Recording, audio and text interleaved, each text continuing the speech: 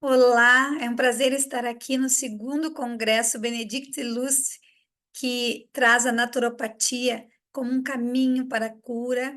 Eu quero agradecer a Aporte pelo convite mais uma vez para estarmos aqui, para que o Instituto Internacional de Terapia Reencarnacionista estivesse aqui contribuindo também nesse dia tão lindo, com muito conhecimento. Meu nome é Rejânia Costa, sou CEO do Instituto Internacional de Terapia Reencarnacionista, membro da Aporte de Portugal também, e como naturopata também trabalho com muitas terapias integrativas, mas hoje trago para vocês aqui a terapia reencarnacionista, a investigação naturopática do inconsciente, enfim, nessa pesquisa com a investigação do inconsciente, um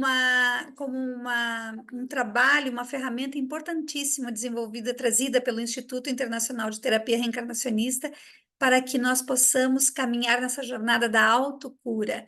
Então, vamos iniciar a palestra. E o título da ponência, então, é Técnicas Reencarnacionistas na Pesquisa Naturopática do Inconsciente como um caminho. Vamos lá.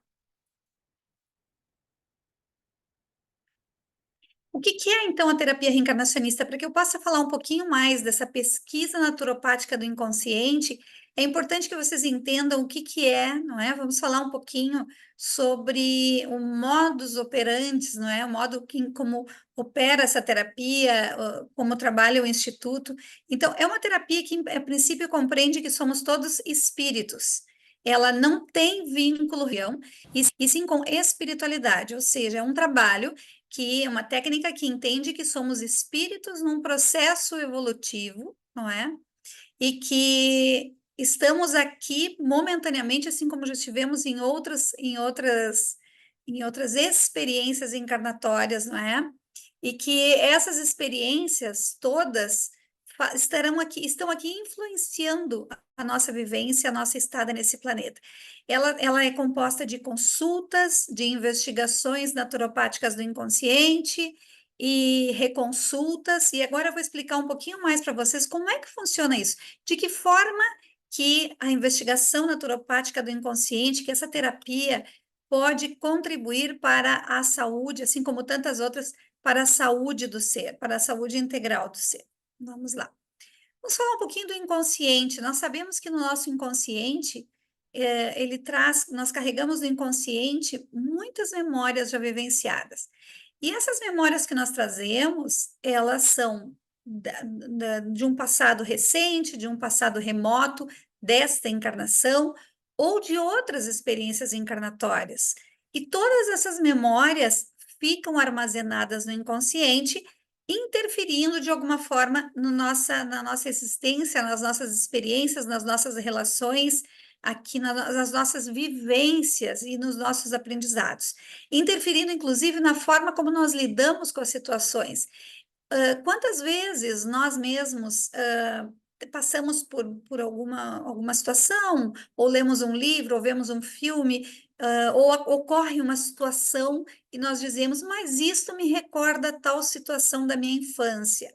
Ou não gosto disso porque na minha infância tive uma experiência ruim em relação a isso, ou a partir de uma experiência que tive na infância eu desenvolvi o medo por isso, por aquilo, ou a resistência, enfim. Assim como também tem boas, não é? A partir de uma experiência boa que tive na infância com a minha mãe, comecei a gostar de tal coisa, ou, enfim, comecei a me relacionar bem com tal pessoa. Então, muitas outras palestras vêm falando sobre isso, não é? Dessa importância do quanto o inconsciente armazena essas memórias, do quanto elas influenciam e do quanto a naturopatia traz isso, o quanto nós, enquanto seres, somos capazes de nos curarmos de tudo isso. A questão é que, segundo a terapia reencarnacionista, obviamente, nem todas as situações desafiadoras da nossa vida, dos nossos bloqueios, eles residem nesta experiência de agora encarnatória, neste momento em que nós estamos vivos aqui. nem todas as experiências ou as se iniciaram aqui. E é por isso que muitas vezes as pessoas não encontram solução ou não encontram motivo para um determinado sintoma, porque em muitos casos o motivo, a raiz do problema não reside nesta encarnação, e sim numa experiência passada. E quando nós trabalhamos com a investigação naturopática do inconsciente, e depois eu vou explicar um pouquinho mais sobre ela, nós vamos fazer essa investigação de experiências que estão interferindo negativamente na nossa existência e de que forma compreender, ou seja, quando nós trabalhamos com a terapia reencarnacionista e a investigação naturopática do inconsciente, ela contribui para a saúde porque ela expande a nossa visão sobre determinadas situações, sobre determinados traumas, sejam eles físicos, sejam eles emocionais. Inclusive, ela também expande a nossa compreensão não somente das nossas questões pessoais, ou seja, o que eu preciso corrigir em mim, mas de questões de relacionamentos, nossas convivências familiares, por exemplo. Por que será que o fulano faz tantas coisas boas para essa pessoa? Eu tento me aproximar e ela tem uma resistência séria comigo. Por que será? Muitas vezes essa resistência não começou aqui. E hoje nós vamos ver um exemplo disso. Eu trago aqui um exemplo depois, mais adiante um pouquinho, sobre exatamente essa questão. Eu trouxe, opa, passei um pouquinho. Eu trouxe aqui uma ilustração para ilustrar um pouquinho, um autor que também é conhecido e bem importante, é o Dr. Roger Ugler. Então, ele, no livro, no seu livro, As Várias Vidas da Alma, aconselho que leiam, muito bom também, ele faz uma citação que ele diz o seguinte: todas as outras vidas que se revelam a nós, por mais breves ou fragmentárias que sejam, são pedaços de um outro eu. A personalidade não é singular, e sim múltipla, mas não no sentido psiquiátrico de múltiplas personalidades, mas de haver tantos níveis do eu quanto cascas de uma cebola. Descascamos esses eus quando olhamos para as nossas vidas passadas ou para os nossos sonhos. E aqui eu quero fazer uma outra interpretação, ao invés de convido vocês, ao invés de usarmos o termo vidas passadas, de usarmos o termo experiências passadas ou existadas, porque se nós saímos de uma existência, vamos para o plano espiritual, aprendemos, nos reorganizamos, replanejamos uma nova existência e viemos para essa, a vida continua. É uma vida só. Então, não existe uma vida passada, existe uma experiência passada.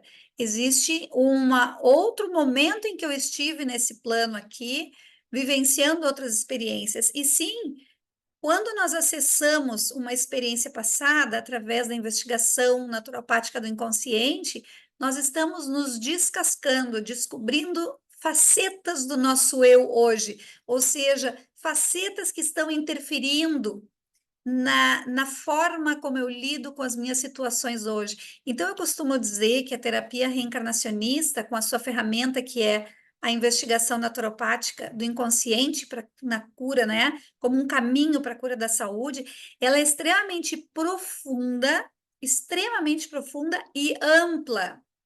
E é isso que nos dá um olhar como se nós já estivéssemos fora dessa experiência, observando a nossa vida e os fatos que compõem a nossa existência aqui, a forma como nós agimos e reagimos a todos os fatos da nossa vida. Realmente é fantástico.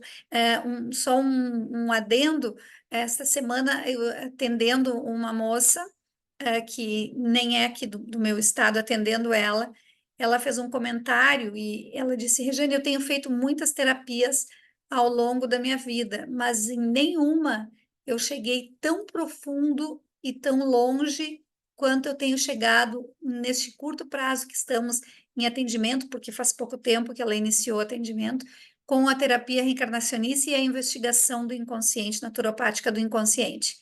Então, é por isso, é porque ela traz uma visão que se expande para que nós nos conheçamos desde muito tempo e, inclusive, nós nos percebemos muito parecidos com as últimas experiências que nós tivemos.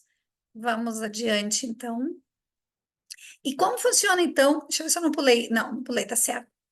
Como funciona, então, a terapia reencarnacionista, não é? Como ela pode auxiliar para a saúde? Porque ela investiga profundamente, então, levando em consideração as experiências e a forma como pensa e sente o mundo. Isso é uma coisa importante. O foco da terapia reencarnacionista, ou seja, o foco dessa ferramenta importante, dessa técnica reencarnacionista, que é a investigação naturopática do inconsciente, ela não é simplesmente descobrir que existe vida passada, ou não é simplesmente descobrir um trauma e desconectar da sintonia das memórias deste trauma, de cura física, ela não é só uma ferramenta de cura para fobias, o que é fantástico para fobias. Não, ela vai muito além. Ela é uma ferramenta tão profunda que ela auxilia na cura do ser, na cura do espírito, que vem de dentro para fora, através do autoconhecimento, através da compreensão de tudo que eu venho fazendo, de como eu tenho agido, de como eu tenho pensado. E quando eu saio de uma situação e olho ela de forma mais ampla, eu consigo ter o ponto de vista não somente meu, mas de diferentes pessoas envolvidas na mesma situação que eu. Isso me traz uma nova visão, isso me traz compreensão e me traz autorresponsabilidade, me traz a responsabilidade. Eu costumo dizer também que a cura, ela está diretamente ligada com o autoconhecimento e com a autorresponsabilidade, porque a partir do momento em que eu tenho conhecimento, eu tenho a possibilidade de escolha sobre as minhas ações daqui para frente, tenho a responsabilidade com essas escolhas que podem me levar para a cura, não é para a autocura. Vejam que nós não estamos falando aqui de nenhuma medicação, de nenhum tratamento indutivo, não, é tudo do ser, de dentro para fora. Essa terapia, ela lida também com consultas e investigações, não é? Ela não é só as investigações. Por quê?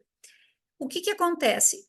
Quando nós passamos por uma investigação do inconsciente, nós acessamos uma existência passada, além de nos mostrarem situações, nos mostram características de personalidade que são inerentes a nós, quem nos mostra, não é? Isso é uma coisa importante, acho que eu não falei ainda.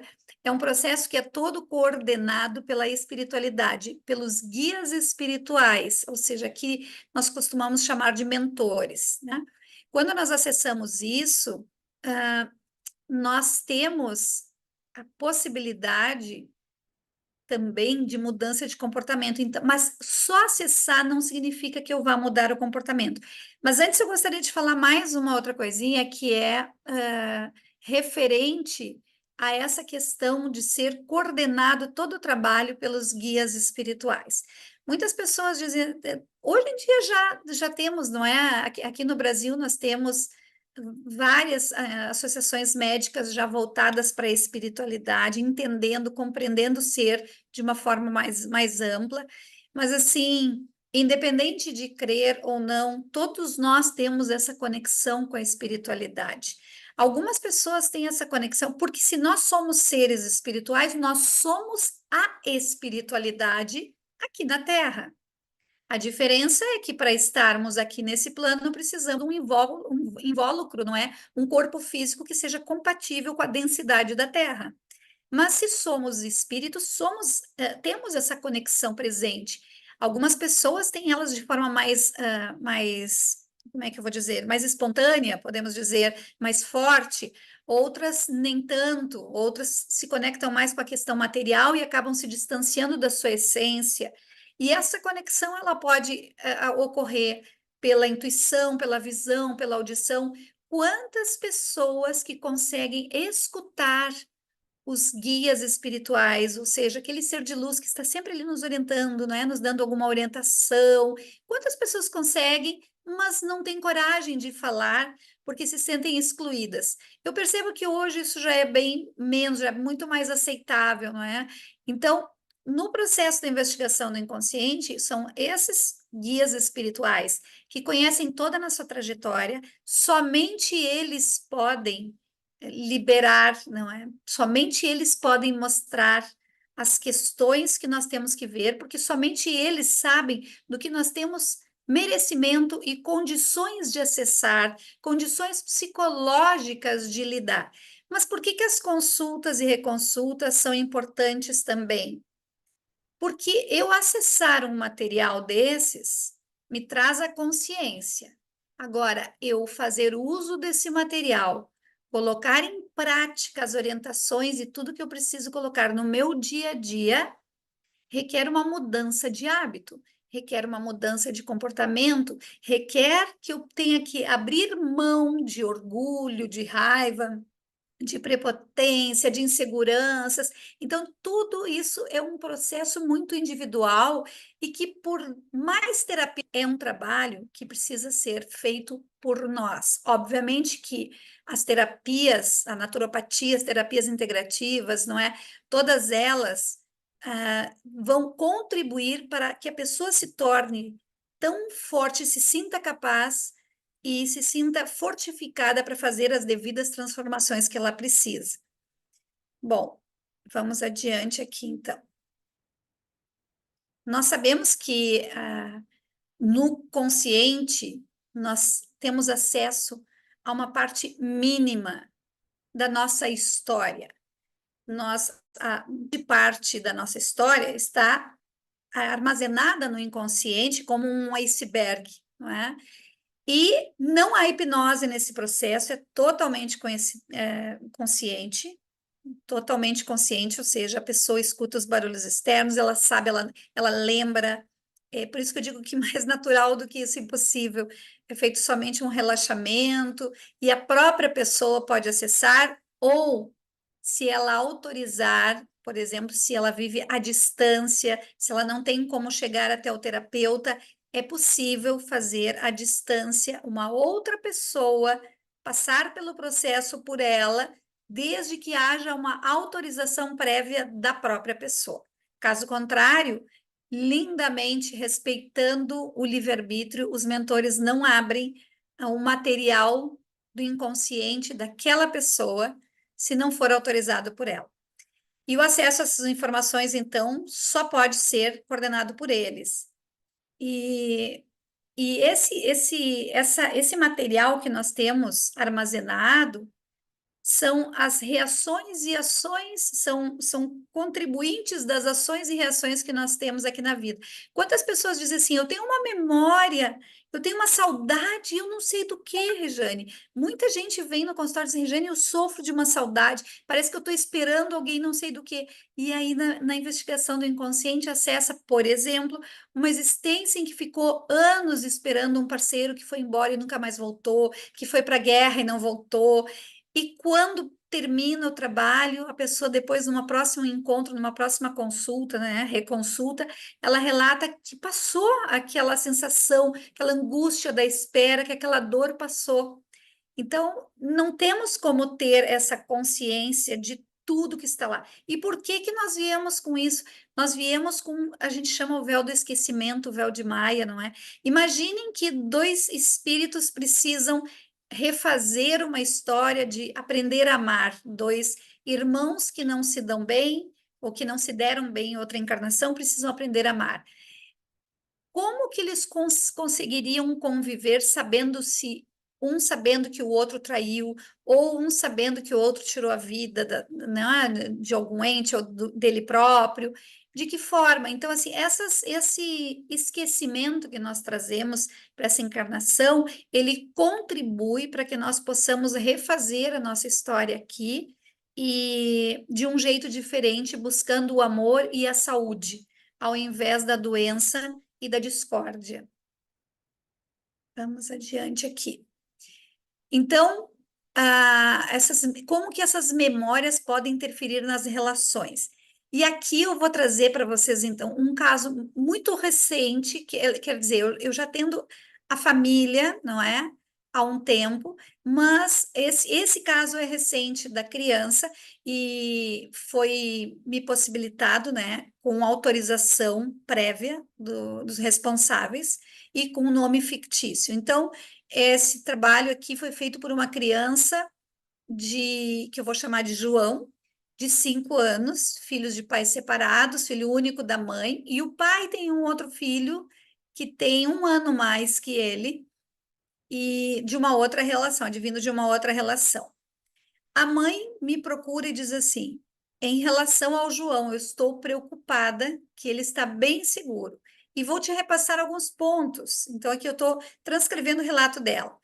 Ele anda muito agitado enquanto dorme e acorda chorando e dizendo que não quer ficar sozinho na cama dele, não quer o Mano por perto, ou seja, ele não queria mais ir na casa do pai quando o Mano estivesse lá, não queria mais estar perto do Mano. Ela queria saber, Regiane, devo insistir em aproximar ele do Mano? O que que eu faço? Eu não sei o que que eu faço. Ele não quer estar com o pai por causa do Mano. Claro, o filho, o outro filho fica mais com o pai. E daí ela me relatou assim: ontem ele foi dormir no pai porque estava sem o Mano. Sem o Mano ele vai. E vou te enviar o áudio também do pai dele também, né? O áudio. Daí ela disse: ó, eu vou te passar depois o áudio dele. E aí ela me passou. Aí o que que aconteceu? Mas esse áudio era dizendo que o menino não estava conseguindo, não é? Não queria ficar com o Mano, enfim. Aí então vem a investigação naturopática do inconsciente, não é? O que que nós fizemos? Após o relato dessa mãe, como ela não podia estar ali, o menino, melhor, ela não, o menino não podia, através de uma outra pessoa, alguém, né, deitou pelo menino, porque é uma criança de 5 anos e nós não vamos expô-lo a isso. Aí a mãe, então, fizemos a investigação do inconsciente à distância, né? Outra pessoa deitou com a autorização dos pais. Pela manhã daquele dia, fizemos esse trabalho. E logo após, na parte da tarde, o pai enviou um áudio para a mãe, relatando, um segundo áudio, relatando da mudança de comportamento do João. Olhem que impressionante. A investigação foi feita pela manhã. À tarde, ele tinha o contato com esse filho, ia buscar o outro, ia juntá-los, né? E aí ele envia o seguinte áudio que eu transcrevi. Parei. Ah, não, antes disso, eu vou relatar para vocês a investigação do inconsciente, desculpem. Vou relatar a investigação, o que que aconteceu. Eram 2 rapazes que tinham somente o pai, a mãe tinha morrido. O pai morreu e toda herança, era uma época em que toda herança ficava para o filho mais velho, era um costume da época. O mais velho casou-se, a família não suportava o irmão mais novo, que no caso era o João, que é atualmente João. O irmão mais velho acabou por ir isolando, né? Isolar aos poucos o irmão, dando-lhe apenas um pequeno valor para sobreviver. Era uma família abastada, aqui está resumido para que vocês entendam. E como ele começou a receber pouco, ele não era compatível com a vida que ele tinha. Aí o primogênito, então, não queria mais sustentar ele, nem deu chances para que ele progredisse, foi isolando ele cada vez mais. Ele foi deixando de participar da sociedade e assim foi indo. João, então, foi ficando cada vez mais triste, deprimido, e um belo dia ele saiu correndo, teve um acidente a cavalo, bateu com a cabeça e ficou fora do ar, assim, meio fora do ar. Ou seja, a partir daquele momento ele tinham que avisar ele se ele tinha que tomar banho, se ele tinha que comer, ele já não conectava muito bem as coisas. Um dia ele saiu numa tempestade, não conseguiu voltar para casa e morreu afogado. Essa foi o início da investigação.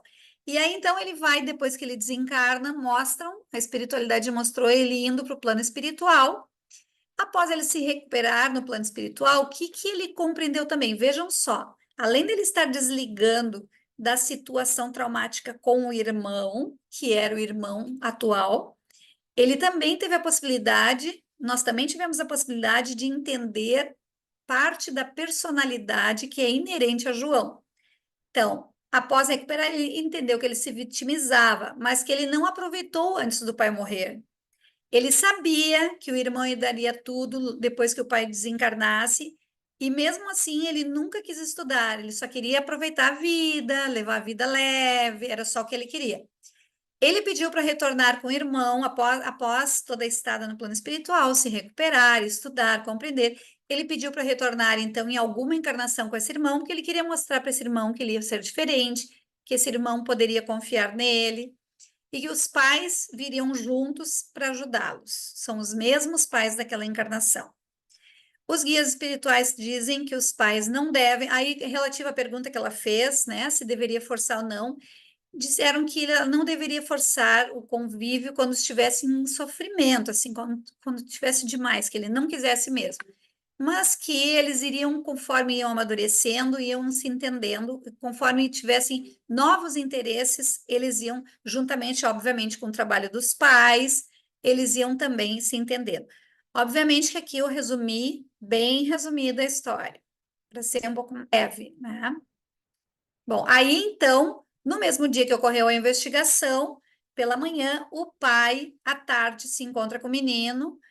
Não sabia, um detalhe importante, o pai não sabia que estaríamos fazendo a investigação pelo menino, somente quem sabia era a mãe. E aí o mãe manda o áudio, então, desculpe, o pai manda um áudio para a mãe, onde ele diz assim: hoje fomos buscar o Mano, ele e o João. Primeiro, João recebeu o Mano bem fechadão, ou seja, emburrado, né? Com a cara feia. Isso durou 2 minutos. Depois, os dois começaram a brincar. Quando um ficava quieto, olha, o João, esse João, ele disse, não tem nada a ver com aquela criança. Está bem diferente, brincando diferente. Vamos ver como vai ser agora. Então, vejam que o que ocorreu, eu nem sabia, nós nem sabíamos que o pai estaria com o menino, juntaria os meninos naquele dia à tarde.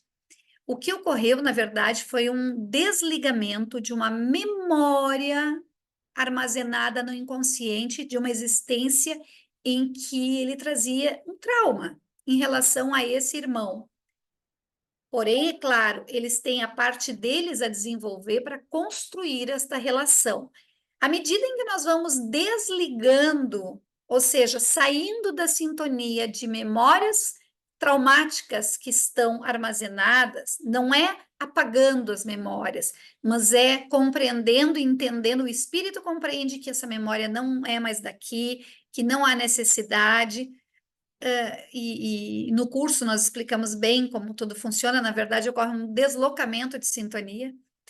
Quando isso acontece, é como se os meninos tivessem tirado uma bagagem, porque aqui tem um adendo importante a fazer.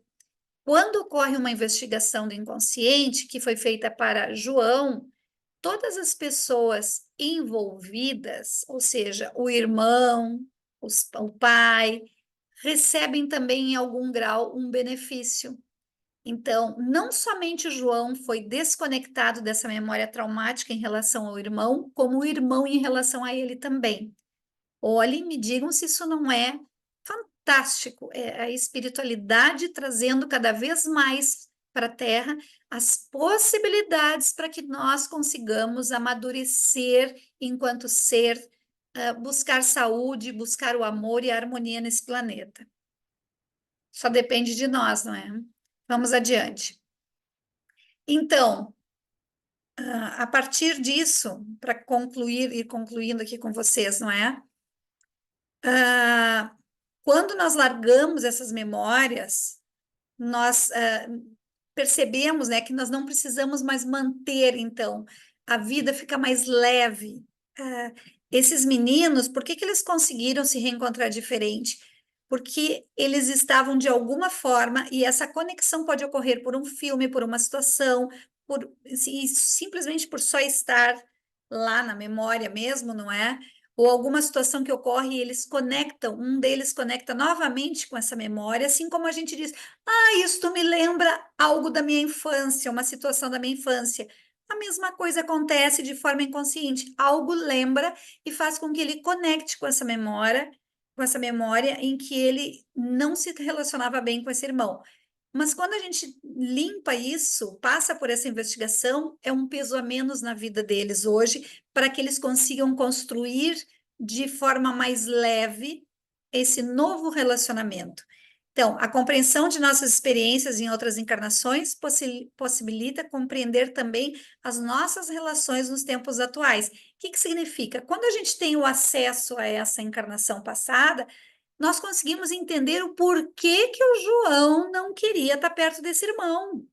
Não é um absurdo, o João não estava louco, o João não estava implicando, tinha um motivo guardadinho lá na memória deles para que eles se implicassem tanto, para que o João não quisesse conviver com esse irmão, né?